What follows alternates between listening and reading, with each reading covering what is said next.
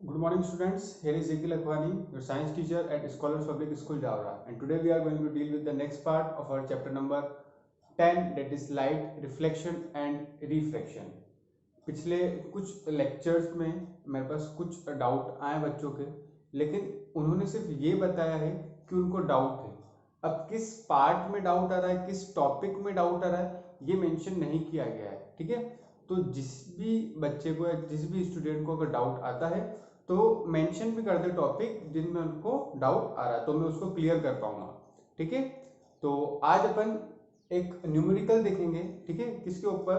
जो अपन ने मिरर्स पढ़े हैं उनके ऊपर। ठीक है, अब उससे पहले मैं आपको कुछ चीज बता देता हूँ, बेसिक चीजें जो अपन को जब अपन न्यूमेरिकल सॉल्व करेंगे तो उसमें अपन को हेल्प करेंगे। सबसे पहले तो एक चीज अपन को ध्यान रखना, ये अपन न्यूमेरिकल बाद में देखेंगे, पहले अपन कुछ बेसिक चीजें देख लेते हैं। अपने पास दो टाइप के मिरर हैं, कॉनकेव एंड कॉन्वेक्स। क्लियर है? कभी भी अपन सबसे पहले लेते हैं यू होता है ऑब्जेक्ट डिस्टेंस। ऑब्जेक्ट डिस्टेंस भले कॉनकेव मिरर हो या कॉन्वेक्स मिरर हो, दोनों ही केस में कैसा होगा? नेगेटिव होगा। क्लियर है? फिर बात आती है वी की। ठीक है, तो वी जो होता है वो कॉन्वेक्स मिरर में तो हमेशा होगा पॉजिटिव, ये ऑलवेज की बात कर रहा हूं, ऑलवेज नेगेटिव, और यहाँ पे ऑलवेज नेगेटिव, और ये कैसा होगा? Always positive. क्लियर है? वही अगर अपन वी की बात करें कॉनकेव मिरर की, ठीक है, तो ये हर जगह तो अपन को नेगेटिव मिलेगा, सिर्फ पोल और फोकस के बीच में अगर ऑब्जेक्ट रहेगा तब उस केस में अपन को क्या मिलेगा? पॉजिटिव मिलेगा। Positive only when object is between pole and focus. Clear है इतना? अब इसके बाद नेक्स्ट अपन बात करें तो नेक्स्ट क्या है अपने पास? एफ। ठीक है, तीसरी जो वैल्यू आती है एफ की। एफ की बात करें तो एफ जो है वो कॉनकेव मिरर के लिए हमेशा अपन को कैसा मिलेगा? Negative, always negative. और कॉन्वेक्स मिरर की बात करें तो ये हमेशा कैसा मिलेगा अपन को? Always positive. क्लियर है इतना? तो ये तीन चीजें तो अपन को हमेशा ध्यान रखना है कि यू की वैल्यू हमेशा नेगेटिव आती है कॉनकेव मिरर में, और कॉन्वेक्स मिरर में भी हमेशा नेगेटिव आएगी। ऑब्जेक्ट की जो अपन डिस्टेंस की बात करते हैं हमेशा नेगेटिव होता है दोनों ही केस में। और फोकल लेंथ की बात करें तो कॉनकेव मिरर में नेगेटिव और कॉन्वेक्स मिरर में पॉजिटिव हमेशा। वी की बात करते हैं दैट इज इमेज डिस्टेंस, तो कॉन्वेक्स मिरर में हमेशा पॉजिटिव आता है, और कॉनकेव मिरर की बात करें तो सिर्फ पोल और फोकस के बीच में क्या आता है? पॉजिटिव आता है, बाकी सभी केस में नेगेटिव आएगा। क्लियर है इतना? अब इसके आगे अपन देखते हैं, तो मैं इसको इरेज कर देता हूं पहले।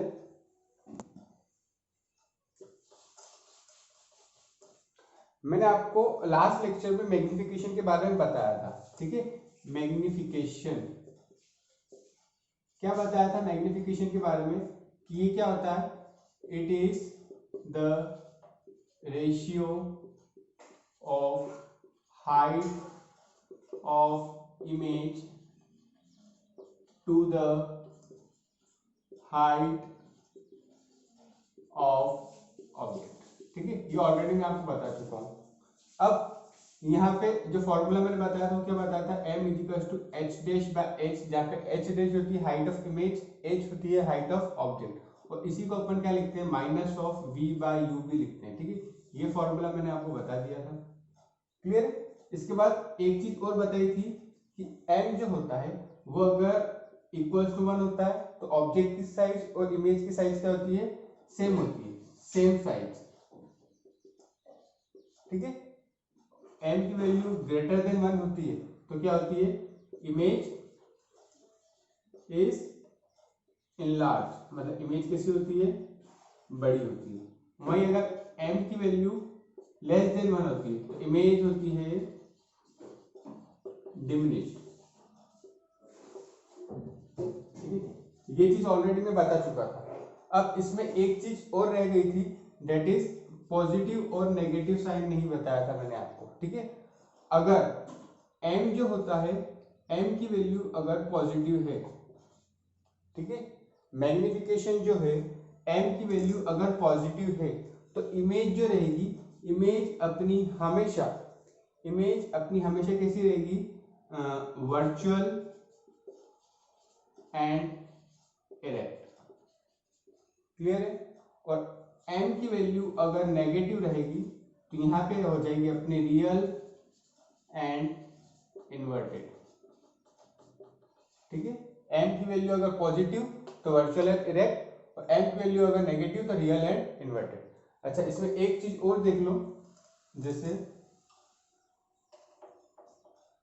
मैंने बोला कि m जो है, m की वैल्यू है -3, m की वैल्यू कितनी है, -3, -3 है, तो इसका मतलब जो अपनी इमेज बनेगी, इमेज कैसी होगी, नेगेटिव है तो रियल एंड इन्वर्टेड होगी, क्योंकि यहाँ पे नेगेटिव साइन बता रहा है कि रियल एंड इन्वर्टेड। लेकिन अगर अपन यहाँ पे साइज की बात करें इमेज की, तो जब साइज अपन देखते हैं ना, तब इस साइन को नहीं देखना है, तब अपन को पॉजिटिव नेगेटिव को नहीं देखना है। साइज जब अपन चेक करेंगे तो साइज में अपन कैसे बताएंगे, यहाँ पे मैग्निफिकेशन अपन को 3 दिख रहा है, ये क्या है 1 से ग्रेटर, मतलब इमेज कैसी होगी, इनलार्ज होगी, इमेज जो बनेगी वो बड़ी होगी। जब अपन को साइज देखना होगी तब अपन साइन नहीं देखेंगे इमेज के लिए। और वहीं अगर अपन को जब उसका नेचर बताना होगा कि वर्चुअल इरेक्ट है या रियल इन्वर्टेड है, तब अपन सिर्फ साइन से ही बताएंगे। यहाँ नेगेटिव है तो कैसी होगी, रियल एंड इन्वर्टेड। होपफुली ये सब चीजें तो आपको क्लियर हो गई होगी। अब इसके बाद अपन चलते हैं अपने न्यूमेरिकल पर। ठीक है, अच्छा न्यूमेरिकल पर भी एक चीज और देख लो, इसमें भी मिरर के लिए बता रहा हूं। अगर v जो है, v that is image distance,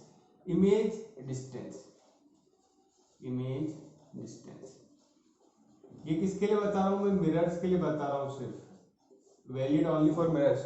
सब मिरर आ जाएंगे इसमें अपने पास। ठीक है, अगर v की वैल्यू अपने पास कैसी आती है, v की वैल्यू आती है अगर अपने पास पॉजिटिव। ठीक है, कॉनकेव मिरर कॉन्वेक्स मिरर दोनों हो जाएंगे। v की वैल्यू अगर मेरे पास आती है पॉजिटिव, ठीक है, v की वैल्यू पॉजिटिव है, तो यहाँ पे जो इमेज होगी वो कैसी होगी, अपनी वर्चुअल एंड इरेक्ट। ठीक है, और v की वैल्यू अगर मेरे को मिली नेगेटिव तो होगी रियल एंड इन्वर्टेड। ठीक है, कौन किसके लिए, कॉनकेव मिरर और कॉन्वेक्स मिरर के लिए बता रहा हूँ, v की वैल्यू से बताएंगे अपन। ठीक है, तो ये चीज भी आपको क्लियर हो गई होगी। अब अपन चलते हैं अपने न्यूमेरिकल पर, जो इजी है, टफ नहीं है। An object 1 centimetre high is placed on the axis and 15 centimetre from a concave mirror. ठीक है, तो अपन डायरेक्ट सॉल्यूशन स्टार्ट करते हैं इसका। क्या बोला है, an object 1 centimetre high, object 1 centimetre high है, मतलब यहाँ पे अपन को हाइट ऑफ ऑब्जेक्ट दी हुई है। इट इज गिवन पे पहले अपन क्या लिखेंगे,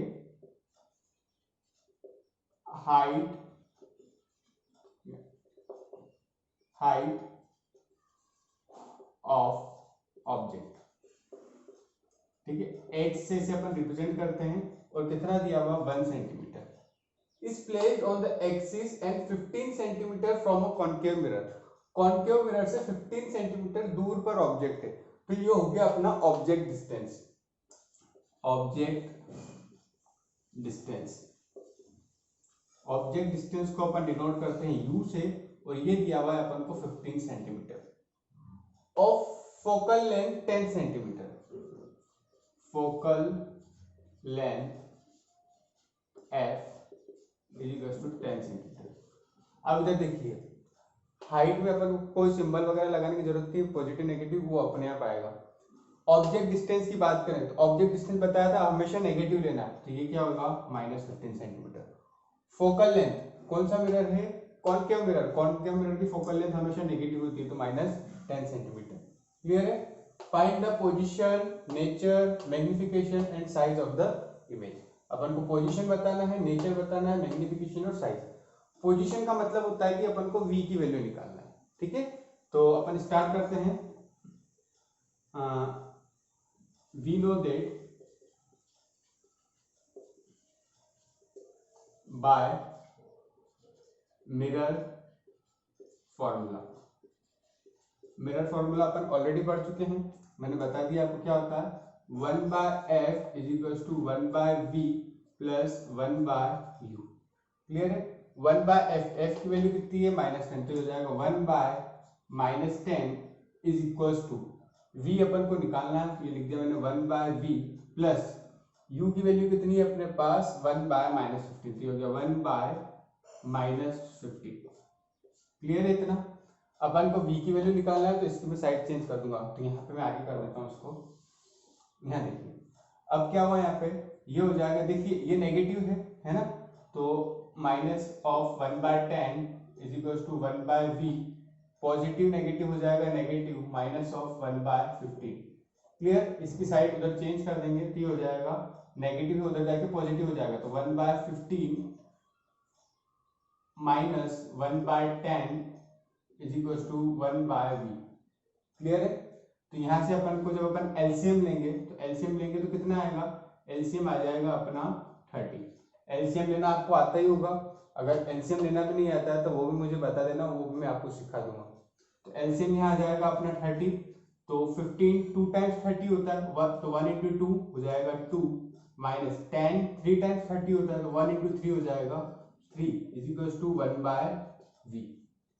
2 माइनस 3, एक पॉजिटिव एक नेगेटिव, तो क्या करना है, माइनस करना है, बड़े में से छोटे को, 3 में से 2 गया तो 1, बड़ा कौन था 3, इसके साथ साइन नेगेटिव, तो साइन लगेगा negative, divided by 30 is equal to 1 by v। Clear है? अब इसका क्या कर दो, रेसिप्रोकल कर दो, और 1 by v is equal to minus of 1 by 30, अब रेसिप्रोकल कर देंगे तो क्या आ जाएगा, v is equal to -30 centimetre. तो ये आ गया अपने पास क्या आ गया, इसका पोजीशन आ गई। क्लियर है? अपने पास पोजीशन आ गई इसकी। अब पोजीशन आ गई, अब अपन इससे नेचर भी बता सकते हैं, मैग्निफिकेशन भी बता देंगे, साइज भी बता देंगे। कैसे बताएंगे, तो ये मैं अब यहाँ पे ये वाली चीज को क्या कर देता हूँ, इरेज कर देता हूँ।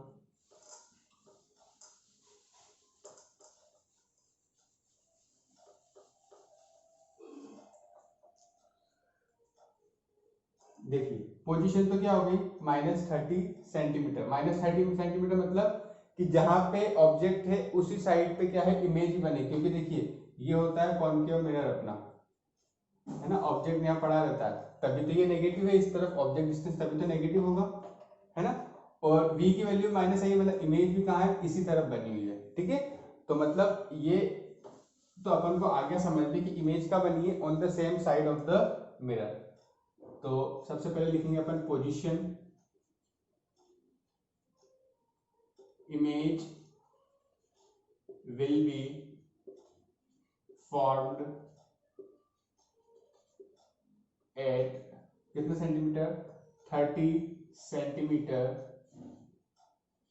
From the mirror on the same side of the object. मतलब ऑब्जेक्ट जिस साइड में है उसी साइड में क्या बनेगी, इसकी इमेज बनेगी, क्योंकि नेगेटिव है ये भी, u भी नेगेटिव आया, u तो नेगेटिव था, v भी नेगेटिव आया, तो मतलब दोनों क्या है, एक ही साइड पर है, ठीक है। और 30 सेंटीमीटर की दूर पर बनेगी मिरर से।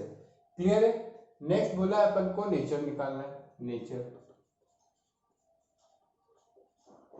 नेचर मैंने आपको ऑलरेडी बता दिया कि v की वैल्यू अगर नेगेटिव आ जाती है, v की वैल्यू नेगेटिव आई तो मतलब क्या है, रियल एंड इन्वर्टेड। ये हो जाएगी अपनी रियल एंड इन्वर्टेड,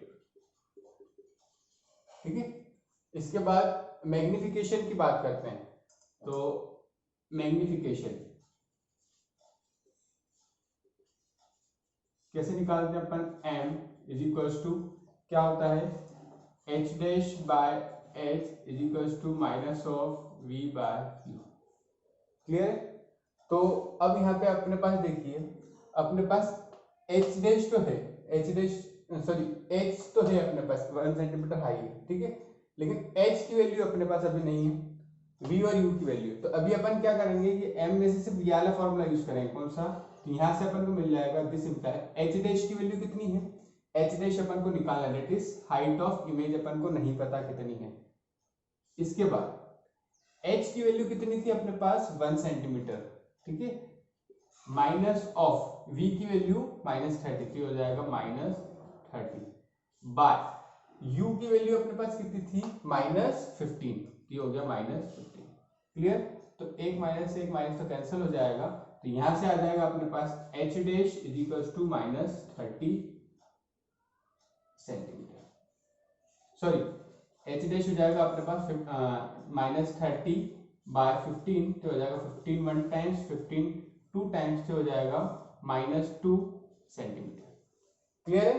अच्छा, हाइट अगर नेगेटिव हो, यहां से भी अपन बता सकते हैं, हाइट अगर नेगेटिव तो नेचर कैसा होगा, रियल एंड इन्वर्टेड। हाइट अगर नेगेटिव है तो रियल एंड इन्वर्टेड। हाइट अगर पॉजिटिव है, इमेज की बात कर रहा हूं, हाइट अगर पॉजिटिव है तो virtual and erect, height negative है तो रियल एंड इन्वर्टेड। ठीक है, तो यहां से अपन ने साइज भी बता दी इमेज की, ये इमेज की साइज होगी। अब अपना लास्ट बचा मैग्निफिकेशन। ठीक है, तो मैग्निफिकेशन में आपको यहां पे बता देता हूं,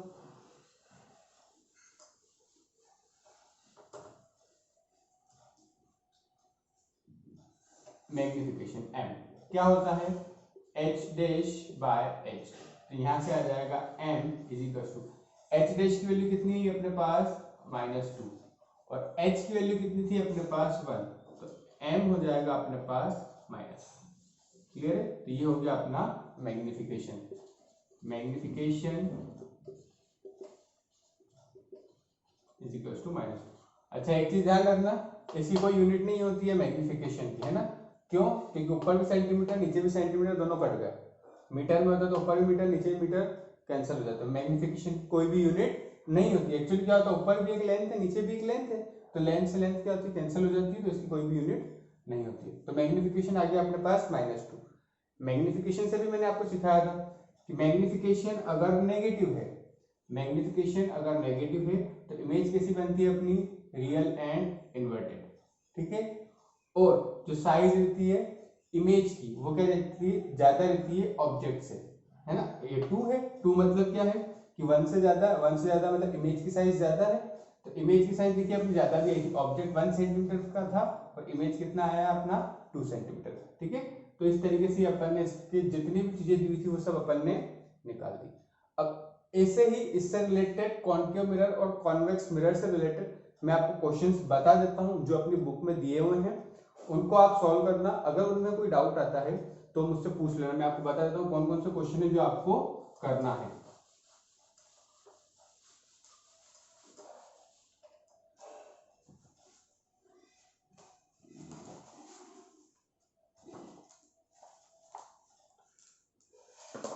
इसमें आपको आप सबसे पहले पेज नंबर 171 एनसीईआरटी बुक्स की बात कर रहा हूं ना, एनसीईआरटी